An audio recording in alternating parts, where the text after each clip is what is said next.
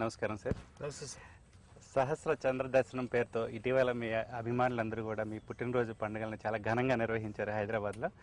82 సంవత్సరాలను పూర్తి చేసుకుని 83వ సంవత్సరంలోకి అడుగుపెట్టిన సందర్భంగా ఈటీవీ2 సుఖీహో తరఫున మీకు శుభాభినందనలండి. 80వ ఓడిలో కూడా అంటే 83 సంవత్సరాల వయసులో కూడా మీరు ఎంతో యంగ్గా కనిపిస్తున్నారు. 60లో కూడా 20లో ఉన్నట్టుగా ఉన్నారు. ఇది ఎలా సాధ్యమైందంటారు? ఫండమెంటల్గా హెరిడిటరీ 50% వర్కౌట్ అవుతుంది. తల్లిదండ్రులు, వాళ్ళ ఆరోగ్యాలు, వాడిచ్చే జీన్స్, దానిపైన ఆధారపడి ఉంటుంది. చాలా 50%, 25% మన మెయింటెనెన్స్ పైన ఆధారపడి ఉంటుంది. అనదర్ 25% మన మెంటల్ యాటిట్యూడ్ పైన ఆధారపడి. ప్రతి చిన్న విషయానికి సెన్సిటివ్గా రియాక్ట్ అయ్యి ఇది మనకే బాధ వచ్చిందనుకుంటే ఆటోమేటిక్గా బ్లడ్ ప్రెషర్స్ పెరుగుతాయి, దాని మూలంగా డయాబెటీస్ వస్తుంది, దాని మూలంగా అనేక జబ్బులు వస్తాయి, దాని మూలంగా అజీర్ణం ఏర్పడుతుంది, ఇన్ని వస్తాయి. నాకు సంబంధించినంత వరకు ఇది అక్కడికక్కడ రామ్. అందుకని నా ఆరోగ్యం బాగుంటుంది. కారణం అంటే ఈ వయసులో కర్ర లేకుండా నడవడం, ఊతం లేకుండా నడవడం అసాధ్యం కదండి. ఇంకా మీరు హీరోలానే నడుస్తూ ఉన్నారు. అసాధ్యం అంటారేంటండి? నేను కర్ర పట్టుకోకుండా నడుచుకోవడానికి డాన్స్ చేయడానికి సిద్ధంగా ఉంటే అదేంటి ఉన్నా కదా. అదేం లేదండి. It depends upon your mind. My mind is so young. నాకు వయసు వచ్చిందని ఇంతవరకు నేను అనుకునేది sir. To tell you the fact.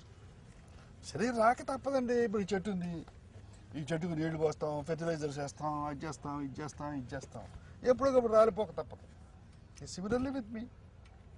ఎప్పుడు కూడా పోక తప్పదు కదా. ఆ పోయేంత వరకు మనం సరిగ్గా మన మనసుని నియంత్రించుకోగలిగితే, నిజం చెప్పాలంటే నా వైఫ్కి మైగ్రేన్ ఉందండి మా పెళ్లి ముందు నుంచి. At her 15th year. Now she is 73. ఎప్పుడైనా తలనొప్పి చాలా బాధపడుతుంది. ఎప్పుడైనా ఈ తలనొప్పి నాకు వస్తే బాగుండును, I can feel how she is suffering అని నా angle. I never had it. అజీర్ణం అనేది కడుపులో నొప్పి ఎలా ఉంటుంది నాకు ఎప్పుడు తెలియదు. గ్రేట్. జ్వరం. నేను ఎప్పుడో 55లో మా ఇద్దరు పిల్లలు పుట్టినప్పుడు నేను నా వైఫ్ ఒక రెస్ట్ కోసం అని మేలో కాశ్మీర్ వెళ్ళాను సార్. అక్కడ స్మాల్ పాక్స్ వచ్చింది. జీవితంలో తొలిసారి తెనాలి రామకృష్ణ టైం.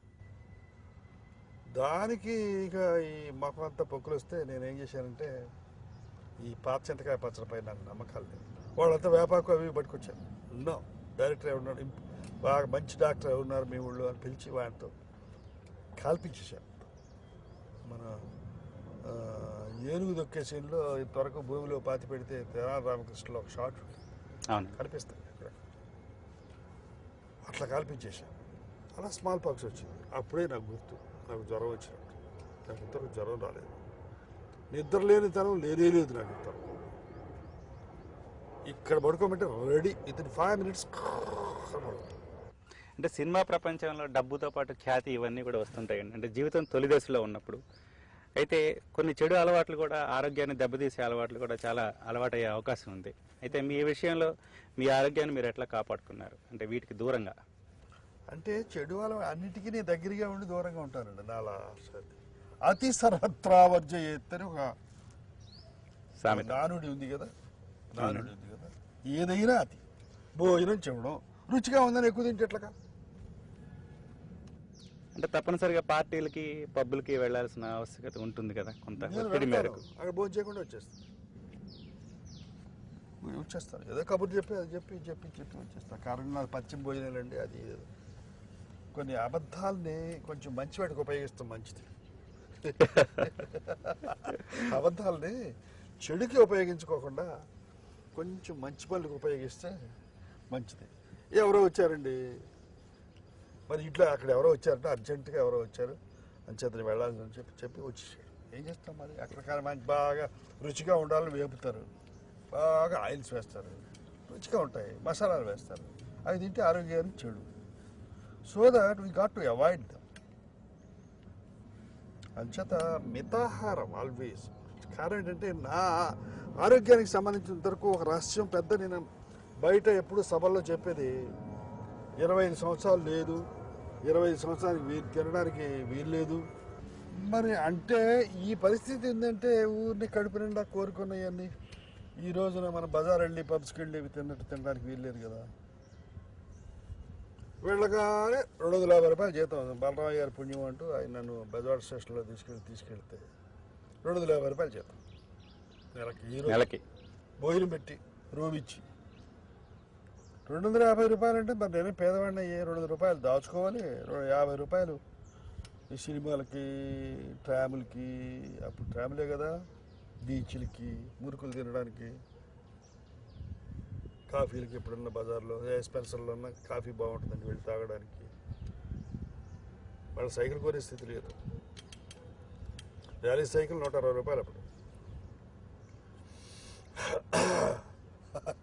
అలా స్టార్ట్ అయిన జీవితంలో ఎట్లా కడుపు నిండా తింటాం. పాండి బజార్ ఉండేది మద్రాసులో. ఇడ్లీ అన్నర, సాంబార్ మాత్రం ఫ్రీ. మళ్ళీ రెండో ప్లేట్ తినాలనిపించేది. కానీ ప్రోటీన్స్ ఉన్న ఫుడ్ పప్పు సాంబారు మాత్రం ఫ్రీ. పెద్దగా ఏమీ లేకుండా స్టార్చ్ మాత్రం ఉన్నది ఇడ్లీ ఖరీదు. అందుకని ప్రోటీన్ ఉంది కదా, ఇక్కడ దీనికైతే డబ్బు ఇవ్వాలి, దానికి డబ్బు వస్తలేదు. సాంబార్ అనేవాడు 2-3 రోజులు చూసి వీడు ఎవడో సాంబార్ గడ వచ్చాడని కళ్ళు వాళ్ళు చూడడం మొదలుపెట్టాడు. అయినా నేను వదిలిపెట్టలేదు. సాంబార్ లాగించాడు. మరి అవి కొంటే డబ్బు అయిపోతుంది కదా. మన 50 రూపాయల బడ్జెట్, నెలకు 50 రూపాయల బడ్జెట్ కదా పట్టుకున్నది. తినడానికి పెద్దగా అవకాశం ఉండేది కాదు. అందుకని అది కూడా అంటే నేను ఎందుకు చెప్పొస్తున్నానంటే సార్, దీని తర్వాత నా 25వ సంవత్సరం వచ్చేటప్పటికి I became popular. Then I have lot of things to eat, enjoy. But అక్కడి నుంచి డ్యాన్స్లు అన్నీ వచ్చాయి.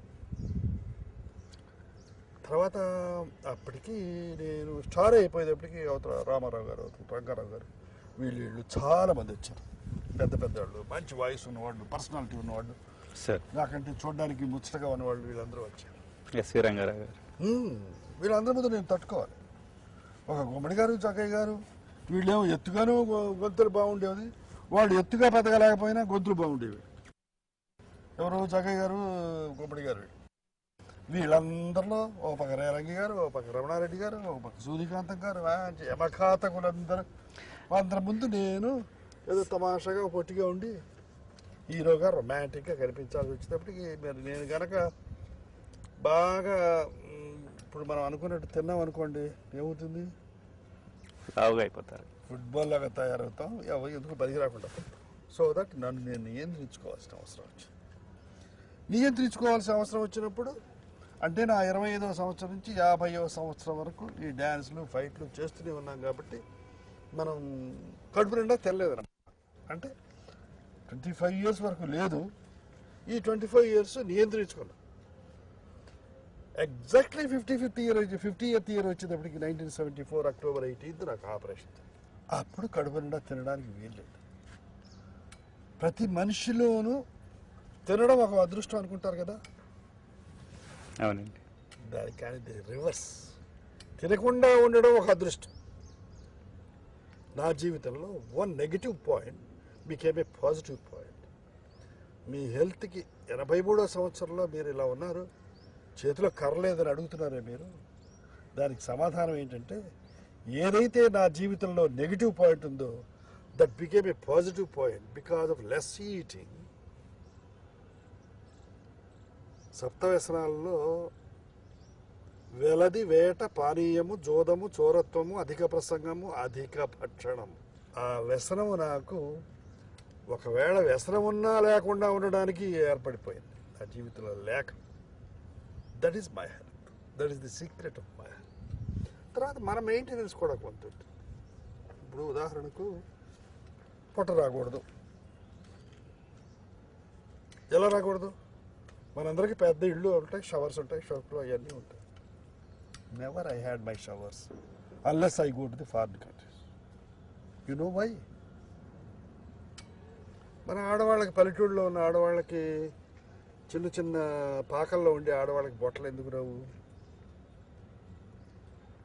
అలుగుతారు, గోడలు అలుగుతారు, కింద అలుగుతారు, పేడతో అలుగుతారు, పొట్ట అక్కడి నుంచి అలుగుతారు, దాంతో పొట్టలు రావు. ఎంత ఇప్పుడు అలగడాలు లేవు కదా. నేను చేసే పని ఏంటంటే నాకు పొట్ట రాకుండా, నాకు తెలియకుండా నియంత్రణ ఏం జరుగుతుందంటే షవర్ ఉపయోగించకుండా బకెట్లో నీళ్ళు పెడతాం. అంటే స్నానానికి వంగాలి.